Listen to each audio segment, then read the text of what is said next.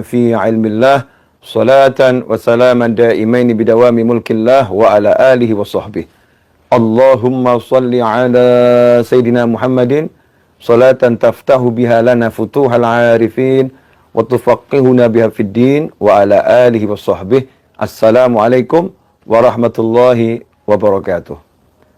Sahabatku, jatuh, terpleset, tergelincir, terluka, itu adalah bagian dari perjalanan.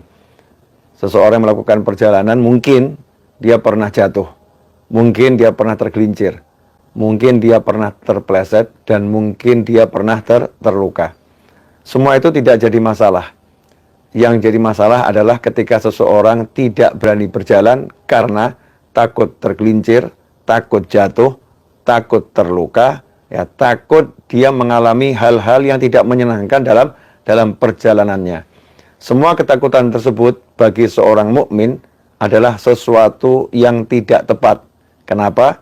Karena setiap mukmin harus memasrahkan semua urusannya kepada Allah Ta'ala. Arti memasrahkan adalah melakukan semua hal yang terbaik semaksimal mungkin, kemudian pasrah dengan apapun nanti hasilnya sesuai dengan takdir Allah Subhanahu wa Ta'ala. Pasrah bukan sikap menyerah, pasrah bukan sikap lemah, pasrah justru sikap setelah totalitas di dalam berupaya, hasilnya apapun hendaknya dia berani menerimanya. Karena itu seseorang yang akan melakukan perjalanan, dia diperintahkan keluar dengan membaca doa Bismillahi tawakkaltu 'alallah la haula wala quwwata illa billah. Setelah dia persiapkan kendaraan, dia atur rutenya, dia pilih jalan yang terbaik, dia siapkan dirinya, dia pun melangkahkan kaki dengan mengucapkan Bismillah, ya, dengan minta pertolongan Allah, dengan memohon belas kasih Allah, dengan memohon rahmatnya Allah, dengan memohon pertolongan Allah, dengan memohon bantuan dari Allah. Gak mengandalkan dirinya, gak mengandalkan kendaraannya, gak mengandalkan perencanaannya, tapi ia segera pasrahkan semua yang sudah dia rencanakan, semua yang sudah dia persiapkan, dia serahkan pada tawakkaltu 'alallah. Aku hanya menjadikan Allah sebagai wakilku. Itu arti tawakal. Menjadikan Allah sebagai wakilku dalam perjalanan ini. Allah yang ngurus aku, Allah akan jaga aku, Allah akan selamatkan aku, Allah yang akan bimbing aku. Dia pasrahkan semuanya kepada Allah Subhanahu wa Ta'ala. Kemudian setelah dia pasrahkan pada Allah, dirinya penuh kesadaran, la haula wala quwwata illa billah. Sesungguhnya tidak ada kekuatan, tidak ada daya kecuali atas pertolongan dan izin Allah Subhanahu wa Ta'ala. La haula wala quwwata illa billah. Saat kita mengucapkan la haula wala quwwata illa billah, pasti kita akan kalahkan diri kita. Pasti kita akan kalahkan perencanaan kita. Pasti kita akan kalahkan apapun yang ada di dalam diri kita. Kita munculkan Allah, kekuatan Allah, pertolongan Allah, ya, bantuan Allah Ta'ala, kasih sayang Allah Ta'ala, sehingga kita berjalan dengan penuh semangat. La haula wala quwwata illa billah. Kalau aku lemah, aku punya Allah. Kalau aku tidak mampu, aku punya Allah. Kalau aku nggak bisa, aku punya Allah.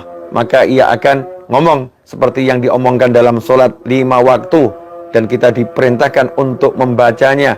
Dan kalau nggak membacanya, maka tidak akan diterima oleh Allah Subhanahu wa Ta'ala sholatnya, yaitu suratul Fatihah, di mana dalam surat Al-Fatihah Allah katakan iyyaka na'budu wa iyyaka nasta'in. Hanya kepadamulah kami ini menghamba, hanya kepadamulah kami beribadah, dan hanya kepadamulah kami mohon pertolongan. Iyyaka nasta'in, iyyaka na'budu wa iyyaka nasta'in, dan hanya kepadamu ya Allah kami mohon pertolongan. Tidak minta tolong sama usahanya, nggak minta tolong sama perencanaannya, tapi minta tolong hanya kepada Allah. Saat itulah muncul semangat. Kalau aku nggak bisa, Allah akan buat bisa. Kalau aku lemah, Allah akan buat kuat. Kalau aku bodoh, Allah akan buat pintar. Kalau aku nggak mampu, Allah akan buat mampu. Kalau aku, maka Allah. La haula wala quwwata illa billah. Inilah semangatnya orang-orang yang kenal Allah. Ya, tapi beda kalau kita ini dikuasai nafsu, kita dikuasai hawa, kita dikuasai setan, kita dikuasai oleh pikiran kita sendiri. Kita nggak mau pakai aturannya Allah, kita nggak mau pakai apa yang sudah disiapkan oleh Allah Subhanahu wa taala, maka seakan-akan kita berperan menjadi Tuhan. Ya, kita berperan menjadi yang maha menguasai jagat raya. Kita nggak pakai Allah, tapi kita pakai menurut saya, kalau saya, jika saya, dan saya sudah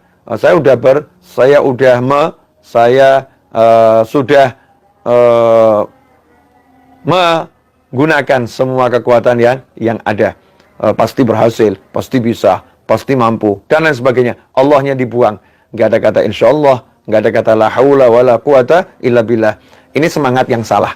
Tapi semangatnya mukmin selalu disandarkan pada Allah Subhanahu wa taala, maka mukmin tak kenal lelah, dan mukmin tak takut terluka. Mukmin tak ingin terluka tapi tak takut terluka. Mukmin mungkin mengalami lelah, tapi dia tak pernah kalah dengan lelahnya. Dia nggak pernah kalah dengan sakitnya. Dia nggak pernah kalah dengan capeknya. Dia akan terus menatap Tuhannya. Dia akan lihat Allahnya, minta tolong kepadanya. Selalu seperti itu, sehingga perjalanannya menjadi menyenangkan. Kalau berdosa, dia punya Allah yang maha mengampuni. Dia kejar ampunannya Allah Subhanahu wa ta'ala. Kalau dia membutuhkan hajat dunia atau hajat akhirat, maka dia angkat tangannya. Ud'uni astajib lakum. Panggil aku jawab panggilanmu. Dia angkat tangannya. Doa selalu mukmin. Doa itu sejatinya seorang mukmin, minta sama Allah Ta'ala, ya Allah beri aku ini, ya Allah beri aku ini, ya Allah beri aku ini. Selalu dikaitkan hatinya, ditautkan hatinya dengan Allah Subhanahu wa Ta'ala. Karena itu saudaraku, bersemangatlah dalam perjalanan hidup ini, jangan pernah menyerah. Apapun masalahnya, apapun masalahnya, apapun bebannya, seberat apapun deritanya, jangan pernah menyerah. Karena Allah akan selalu menolong hambanya. Allah akan selalu membela hambanya. Kalau hamba itu memang mengandalkan Allahnya. Kalau hamba itu memang mengutamakan Allahnya. Kalau hamba itu mengalahkan ego dan dirinya. Tapi kalau kita andalkan diri kita, maka Allah akan katakan, urus dirimu sendiri. Dalam arti Allah marah. Dalam arti Allah lagi murka kepada kita. Sehingga kita dibuat tidak kenal Allah. Kita dibuat tidak kenal minta tolong sama Allah. Kita dibuat tidak kenal aturannya Allah. Kita dibuat jauh dari aturannya Allah Subhanahu wa ta'ala. Itu orang yang terhijab. Na'udzubillah min dzalik. Al-hijab azab. Sebagaimana dikatakan oleh para ulama, hijab itu azab. Hijab itu siksa dari Allah Subhanahu wa ta'ala. Mari kita tumbuhkan semangat. Seberat apapun bebanmu, masih ada yang jauh lebih berat. Sesulit apapun hidupmu, masih ada yang jauh lebih sulit. Ya, tapi seorang mukmin tak akan pernah merasa lelah, tak akan pernah merasa sulit. Kenapa? Karena Allah sudah menjanjikan dalam satu kesulitan ada dua kemudahan, ada dua pertolongan dari Allah Subhanahu wa ta'ala. Dan barang siapa yang minta tolong sama Allah, Allah akan urus masalahnya. Kalau kita pikul beban itu, maka berat. Tapi kalau kita minta tolong orang lain yang memikulnya, mengangkatnya, maka kita tak akan pernah merasakan berat.